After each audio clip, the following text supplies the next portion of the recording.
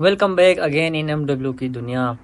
M W کی دنیا ایک ایسا پلیٹ فارم ہے جہاں سے آپ انٹرنیشنل افیئرس، انٹرنیشنل پولیٹکس اور جتنے بھی سوشو اکنومیکل ایونٹس پوری دنیا میں ہوتے ہیں، پاکستان میں ہوتے ہیں، سب کانٹیننٹ میں ہوتے ہیں، مڈل ایسٹ، دنیا کے جتنے بھی ریجنس میں کوئی ہاٹ ٹاپک، نیا ٹاپک جس کے اوپر ہم بحث کر سکتے ہیں، اس کو انالیسس کر سکتے ہیں، جیسا بھی ایسا ٹاپک ہوگا۔ اس چینل کا مین موٹیو ہی یہی ہے کہ ہم اس کے اوپر بات کر کے ایک جرنل انالیسس دے۔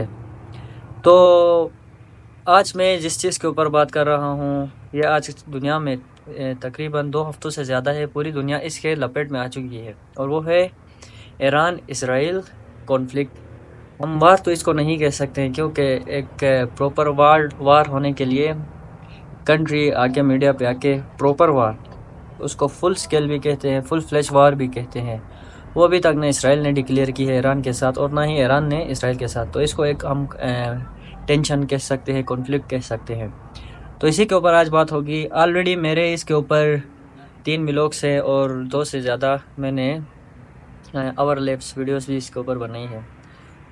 تو آج ہم بات کریں گے اس جنگ کے اوپر، پوری دنیا کیسے افیکٹ ہوگی، اور دوسری بات، دنیا کے ساتھ ساتھ اس وار سے آپ جہاں بھی ہو، پاکستان میں، انڈیا میں، آپ کی زندگی کے اوپر بھی امپیکٹ پڑ سکتا ہے۔ پہلی بات، اس کو ایک جیو پولیٹیکل انڈرسٹینڈنگ سے دیکھیں گے، جہاں پہ ایسے پولیٹیکل ایکسپرٹ بیٹھے ہوتے ہیں جو خصوصاً ٹینشنز اور وار، کنفلکٹ، ان چیزوں کے اوپر زیادہ نظر ثانی کرتے ہیں، ان کی انالیسس، ان کی زندگیاں گزر جاتی ہیں ان چیزوں کے اوپر کہ نیکسٹ اسٹیپ کیا ہوگا، اس اسٹیپ کے بعد مطلب اور آگے کیا مطلب ڈیولپمنٹس ہو سکتے ہیں، کیا دنیا افیکٹ ہوگی، کس طرح افیکٹ ہوگی، یہ سارے انہی کا کام ہے۔ تو میں نے کافی ایسے جیو پولیٹیکل ایکسپرٹس جو مختلف اپنے آرٹیکلس چھاپتے ہیں، وہاں سے چند چیزیں ہائی لائٹ کرنے کے بعد، کچھ ویڈیوز بھی دیکھنے کے بعد مجھے اندازہ ہوا کہ ابھی ایران نے ریٹیلیشن کے بعد، جب ایران نے ریٹیلیشن کی تھی، تب مطلب انٹرنیشنل مارکیٹس کا کافی حد تک کلیش دیکھنے کو ملا تھا۔ اب سب کو پتہ ہے کہ بٹ کوائن ایران کے اٹیک کے بعد کافی حد تک اپنی ویلیو ڈاؤن کر چکا تھا۔ اس کے بعد کچا تیل، جسے کروڈ آئل کہتے ہیں، خام تیل بھی کہا جاتا ہے، ان کی پرائسز پر بھی کافی فلیکسیبلٹی نظر آئی تھی۔ اور دوسری طرف ان سبھی دنیا کی چیزوں کو، معاشیات مینلی، ان کو کنٹرول کس طرح کی جاتی ہے، مطلب ایک کنٹری مطلب ایسے وار اور دوسرے ایونٹس میں پڑتی ہے تو پوری دنیا کیسے افیکٹ ہوتی ہے، ان چیزوں کو جو انالیسس کرتا ہے ان کو اکونومسٹ بولتے ہیں۔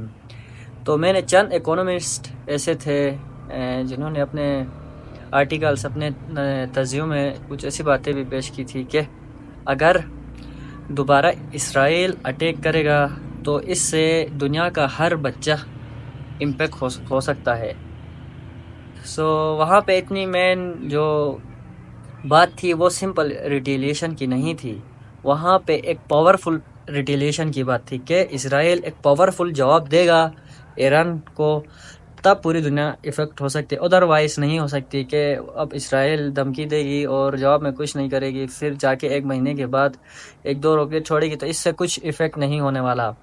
یہاں پہ جو بات ہے وہ ہے فل سکیل پر ایک پاورفل اٹیک دیکھنے کو جب اسرائیل کی طرف سے ملے گا، تب دنیا اس کے لپیٹ میں آ سکتی ہے۔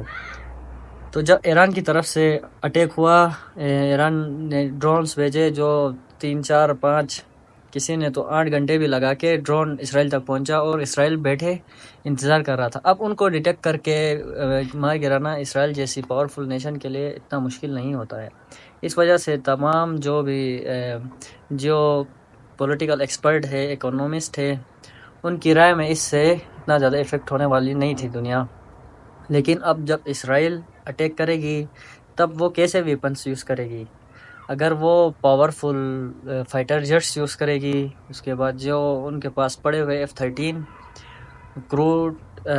کروز میزائلس ہے، بیلسٹک میزائلس ہے، جو ہائپرسونک میزائلس بولتے ہیں، جن کی سپیڈ ساؤنڈ سے 2-3 گنا زیادہ ہوتی ہے. اگر ان کا یوز کرے گی تو پوری دنیا افیکٹ ہو سکتی ہے، جس کے بعد پوری دنیا میں سونے کی قیمتیں، بٹ کوائن کی قیمت، اس کے بعد کروڈ آئل تو ہوگا ہی ہوگا، دین تمام ایسی چیزیں جو ہے وہ ایک دم ہائپر کی طرف جائے گی، جس کے بعد ایک طرف سے اٹیک ہوگا، پھر دوسری طرف سے اٹیک ہوگا، اور یہ بدلہ اگین ریٹیلیٹ کرنا یہ کوئی سولوشن نہیں ہوتا ہے انٹرنیشنل پولیٹکس میں. اس میں تباہی ہی ہوتی ہے، خود بھی تباہ ہو جاؤ اور ساتھ ہی پوری دنیا کو بھی اس کے لپیٹ میں لے آؤ.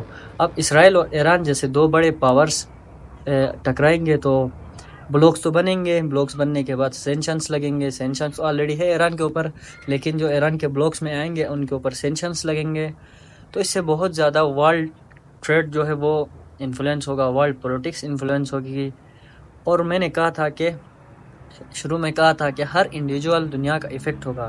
وہ کیسے ایفیکٹ ہوگا وہ میں نے بتا دیا کہ ہر چیز ایفیکٹ ہوگی. آلریڈی ہم پاکستان میں تقریباً 35 سے اپر انفلیشن فیس کر رہے تھے، ابھی 30 سے نیچے ہی ہے.